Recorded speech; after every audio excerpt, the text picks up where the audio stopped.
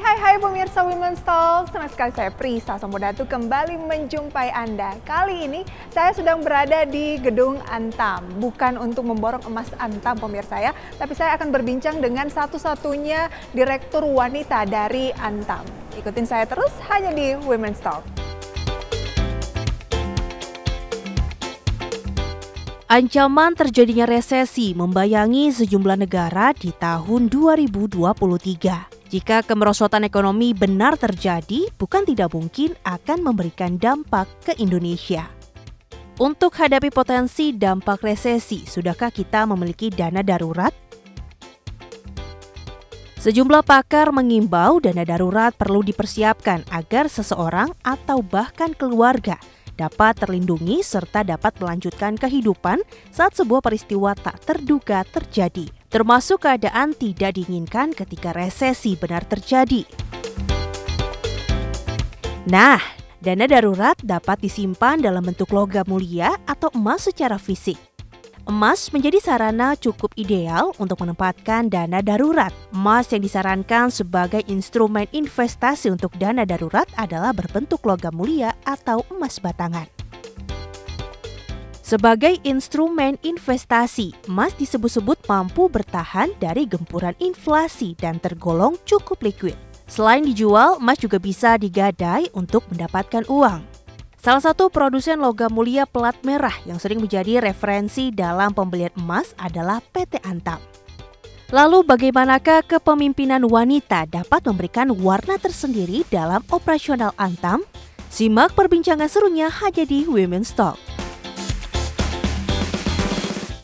Dan pemirsa, saat ini saya sudah berada di Gedung Antam karena saya akan langsung berbincang bersama dengan Ibu Elizabeth Siahaan. Beliau ini merupakan Direktur Keuangan dan Manajemen Risiko dari PT Aneka Tambang Tbk atau Antam. Apa kabar Ibu? Baik, Prisa. Apa kabar, Prisa? Kabar yang luar biasa, salam sehat. Sehat. Terima kasih ya sudah mau memberikan waktu bersama dengan Women's Talk ID X Channel pada kesempatan kali ini. Hari ini sibuk apa, Bu?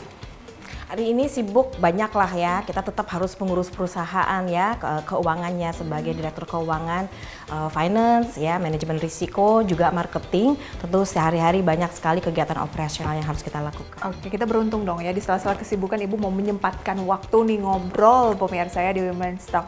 Oke, Ibu berbicara mengenai seorang direktur gitu ya, Direktur Keuangan itu tugasnya biasanya apa sih?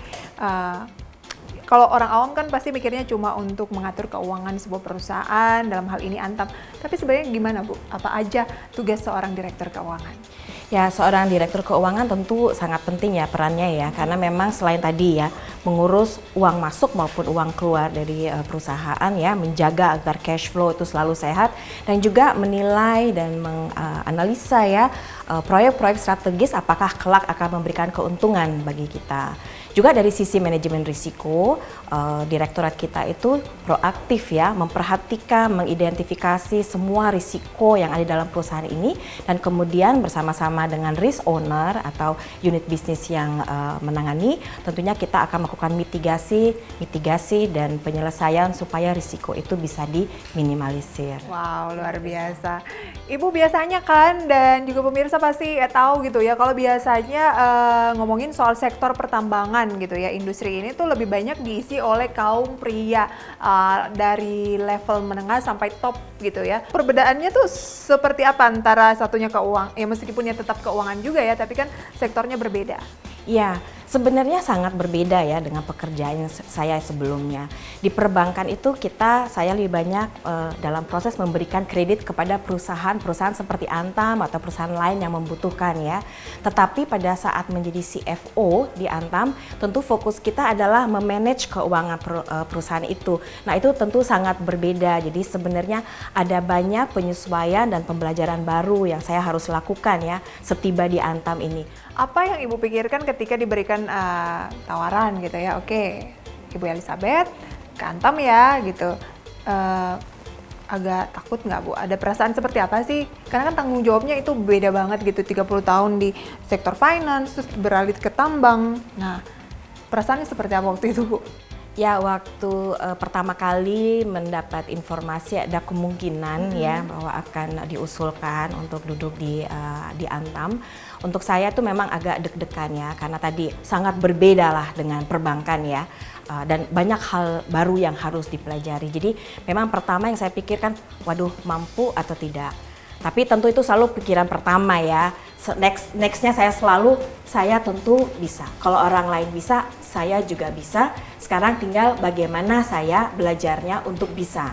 Nah, di level direktur tentu sudah tidak lagi textbook ya untuk belajar ya. Jadi memang saya belajar dari pengalaman senior-senior saya, mentor-mentor saya, dan juga saya banyak membaca segmen atau mendengar seperti ini ya dari segmen lain di mana para pemimpinnya itu sharing ya, sehingga saya bisa belajar dari situ. Pada saat harus memimpin, saya mempunyai pengalaman dari membaca-membaca yang sudah saya lihat sebelumnya. Laba bersih dari Antam pemirsa semester 1 2022 ini melesat 30% lebih di angka 1,5 triliun rupiah. Itu kan nggak lepas dari seorang direktur keuangan. Nah, strategi yang diterapkan apa saja sih? Ya, sebenarnya ini adalah pencapaian seluruh insan Antam ya, dan juga sebenarnya saya baru masuk di akhir tahun kemarin. Tetapi memang kinerja operasional Antam ya di semester 1 ini cukup baik ya, baik produksi maupun penjualannya. Dan selain itu memang kita juga terbantu ya dengan harga komoditas yang cukup tinggi ya, start mulai dari akhir tahun, kemudian naik terus ya di awal tahun ya, dan kita sangat diuntungkan dengan harga komoditi yang tinggi sehingga pencapaian laba kita cukup baik. Satu lagi juga mungkin yang berkontribusi adalah ya bahwa dari proses yang terus-menerus diperbaiki sehingga bisa lebih efisien, itu juga berkontribusi terhadap pencapaian profit yang sangat baik ya di ada efisiensi juga yang dikerjakan ya Bu ya? Ya tentu itu selalu ya continuous ya, hal-hal kecil banyak di operasi terus-menerus, rekan saya direktur operasi terus-menerus melakukan perbaikan proses dan semakin efisien. Oke, Ibu, lokasi tambang dari Antam ini kan tersebar di beberapa wilayah di Indonesia Ibu ya. Kemana saja yang sudah sempat Ibu kunjungi? Saya sudah mengunjungi semuanya ya, jadi saya sudah ke lokasi tambang emas kita yang di Pongkor, kemudian kita juga mempunyai unit bisnis yang besar tambang maupun pabrik ferronikel di Pomala ya, di Sulawesi Tenggara. Saya juga sudah mengunjungi lokasi kita yang di Halmahera Timur, di sana juga kita sedang menyelesaikan pembangunan pabrik ferronikel juga, selain juga kita mempunyai tambang di sana. Dan kemudian saya juga sudah mengunjungi wilayah Tayan ya di Kalimantan Barat ya, itu tambang bauksit kita, dan di sana kita juga mempunyai anak perusahaan yang mempunyai pabrik chemical grade alumina. Jadi saya sudah mengunjungi semuanya. Wow, sibuk sekali dong Bu ya. Oke, nanti akan kita bahas gimana membagi waktunya. Tapi kalau ngomongin soal tambang Antam, biasanya tuh pemirsa identiknya Antam tuh emas. Antam aja emas gitu. Padahal mungkin porsi dari tambang lain misalnya ferronikel, bauksit ada juga kan? Atau jangan-jangan komposisi terbesar justru bukan emas, gimana tuh Bu? Ya sebenarnya emas ini dari sisi revenue ya, penjualan di top line itu dia terbesar ya.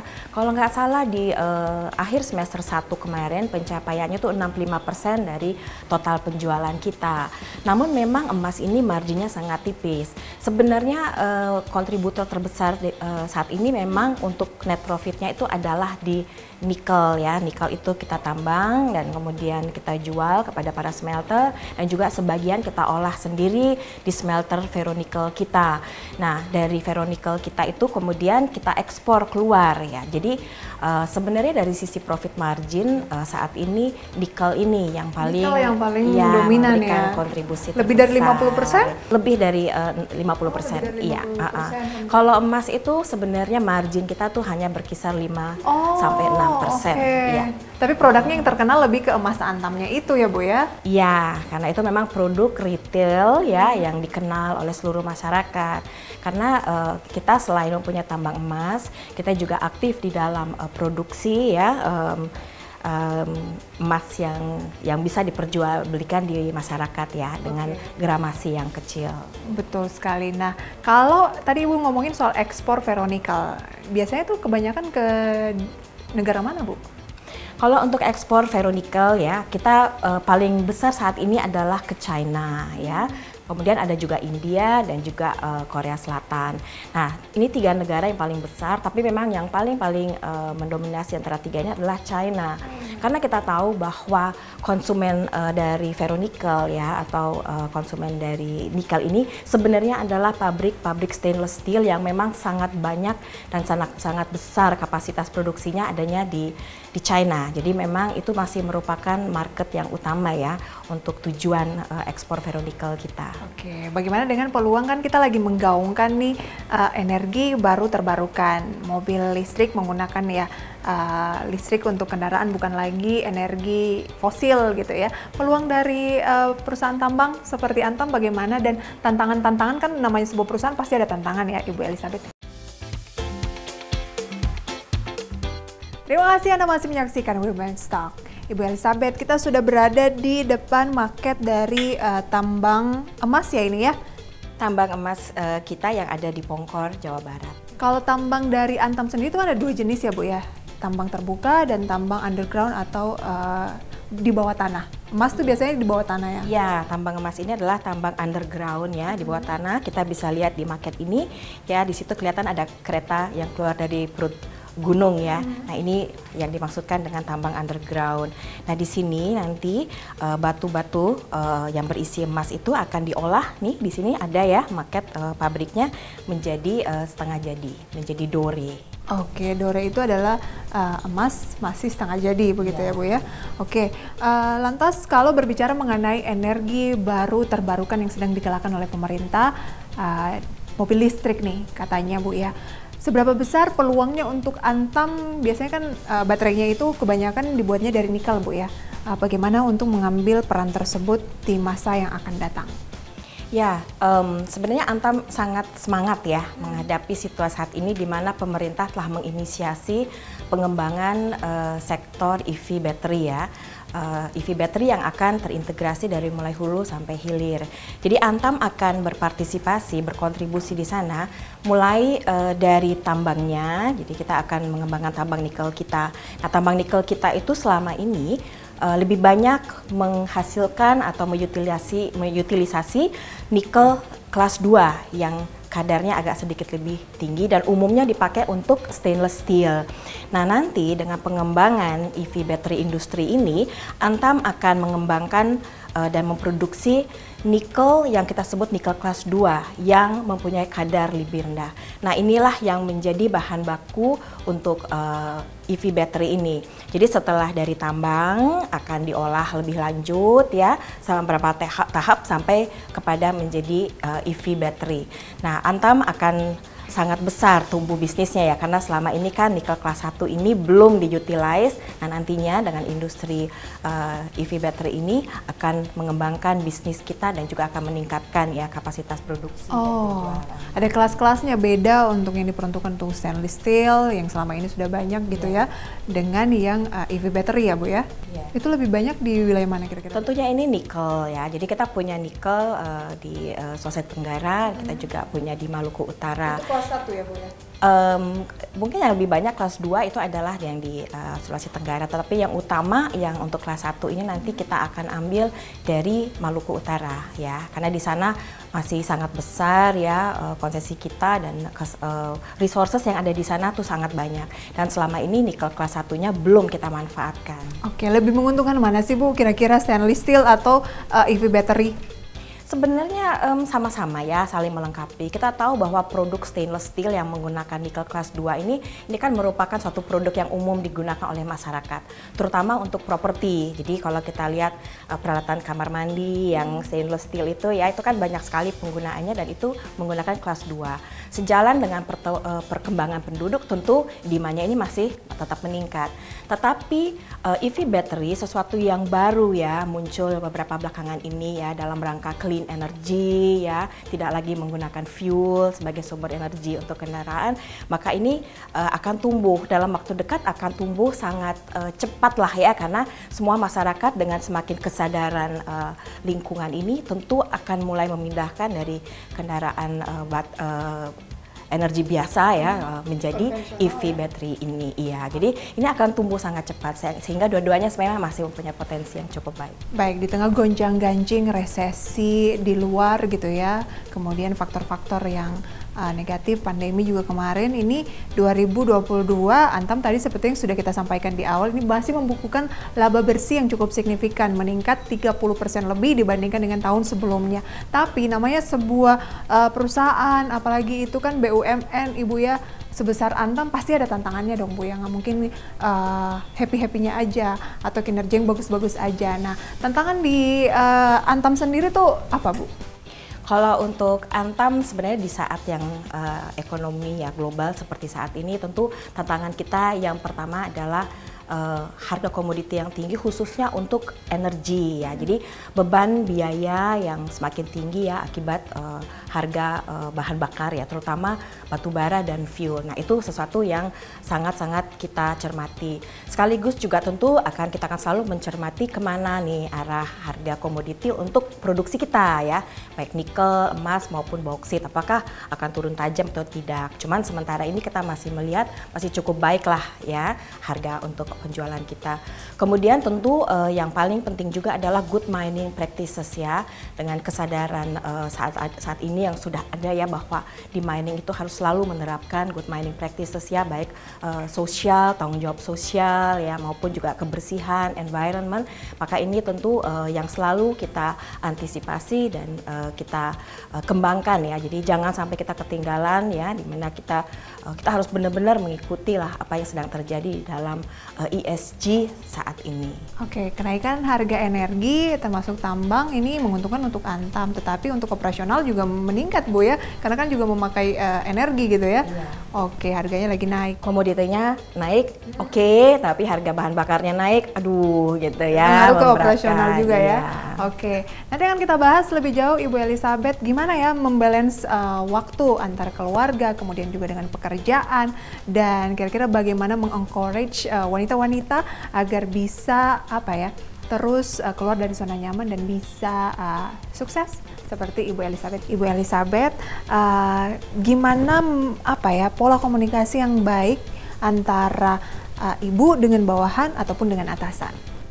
Oh ya, ini sangat menarik nih yang bahas ini ya. Di dalam berkomunikasi dengan tim yang paling penting adalah membangun trust. Ya, membangun trust. Nah, ini tentu pengalaman saya ya untuk pertama kali masuk di sebuah perusahaan yang saya tidak mengenal siapapun ya di tim saya ya. Nah, yang pertama adalah membangun trust, dan itu mungkin dengan pertama mendengarkan ya, mendengarkan dulu apa yang mereka sampaikan. Tentunya waktu saya masih baru, tentu saya harus banyak belajar dulu ya, udah pasti mendengarkan.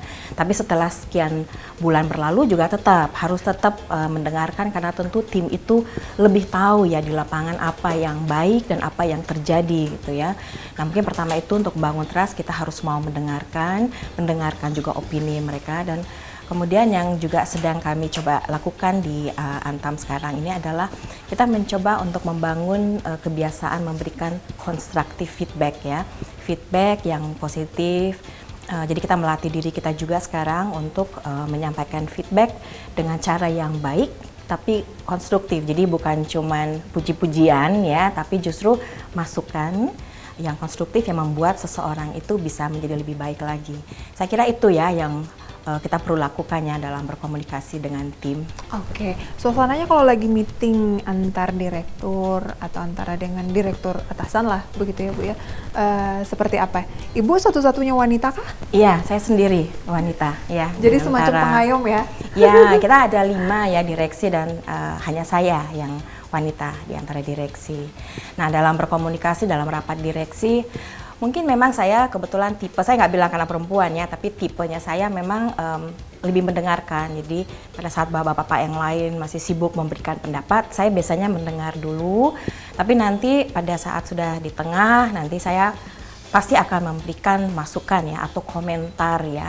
Dan memang puji Tuhan ya, selama ini bapak-bapak yang baik-baik ini mau mendengarkan ya. Jadi kita cukup berinteraksi cukup baik ya. Jadi tidak ada perbedaan direksi laki-laki atau direksi perempuan, tapi memang kompak dan kebetulan mereka tuh sangat mengapresiasi dan menghargai ya pendapat saya ya. Bagaimana dengan keluarga untuk membagi waktu dengan keluarga? Ini yang sering menjadi tantangan dari wanita-wanita di rumah gitu ya.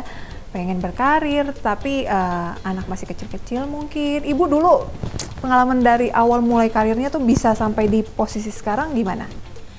Ya, ini keluarga mungkin merupakan tantangan yang paling utama ya untuk seorang perempuan ya.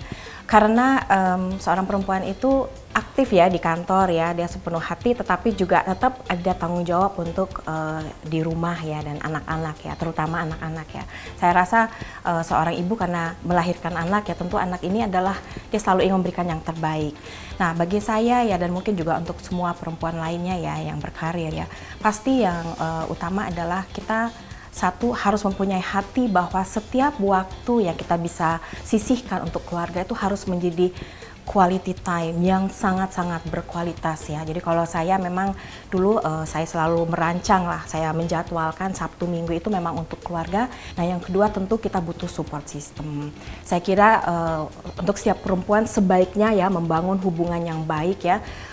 Pertama-tama tentu dengan suami ya, supaya suami itu sepenuhnya mensupport kita, tapi juga keluarga besar ya, bahkan asisten rumah tangga juga kita ajarkan bagaimana dia berkomunikasi dengan anak-anak seolah-olah kita ya, cara mengajarkan, cara mereka yuk kita bikin PR gitu ya.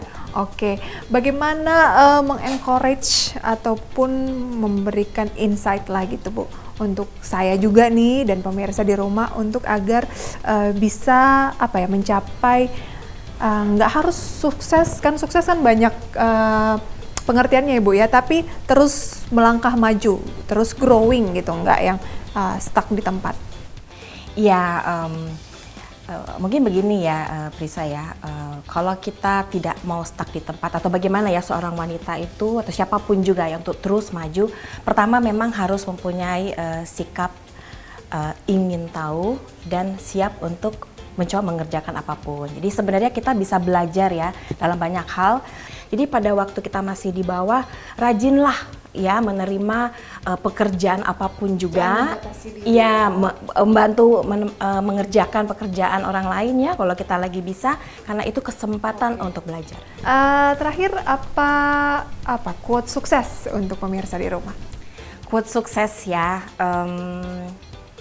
Bagi saya, mungkin saya ceritakan dulu kali ya, passion saya yang terbesar itu adalah kalau saya bisa berkontribusi dalam arti orang lain itu menjadi lebih baik karena bertemu dengan saya ya. Apakah saya memberikan mentorship atau juga cuman berdialog, memberikan semangat kepada orang, tapi itu passion saya yang terutama. Nah untuk itu saya selalu ya mengingatkan diri saya ya, dan ini mungkin yang boleh disebut sebagai quote untuk sukses adalah bahwa menjadi pemimpin itu bukan posisi. Itu sering saya cubit-cubit diri saya ya. Ini bukan posisi yang dibanggakan, tetapi saya menjadi pemimpin itu adalah menjadi contoh bagi orang lain ya. Dengan kita apapun yang kita lakukan, kita pikirkan, kita katakan, kita sampaikan, berusahalah terus agar apapun yang kita sampaikan itu berkontribusi bagi orang lain dan membuat orang lain lebih baik lagi. Mungkin itu ya. Lebih ke apa ya Bu ya, pelayanan dulu, memberi dulu gitu ya. Nah nanti kita akan mendapatkan berkat-berkat seperti posisi saat ini ya Bu ya. Kalau hanya fokus untuk mengejar posisi juga terkadang tuh malah jatuh. Betul. Terima kasih banyak Ibu Elizabeth untuk sharing-sharingnya. Semoga ini bisa menjadi referensi bagi pemirsa Women's Talk di rumah. Sukses selalu untuk Aneka Tambang ataupun Antam dan juga Ibu Elizabeth beserta tim. Salam sehat selalu Ibu. Salam sehat selalu ya. Dan pemirsa Women's Talk, demikian perbincangan kita pada edisi kali ini. Semoga bisa menjadi referensi sumber informasi untuk karir, bisnis ataupun dalam kehidupan berkeluarga ya. Saya Prisa Samudatu pamit undur diri. Sampai berjumpa kembali. Dadah.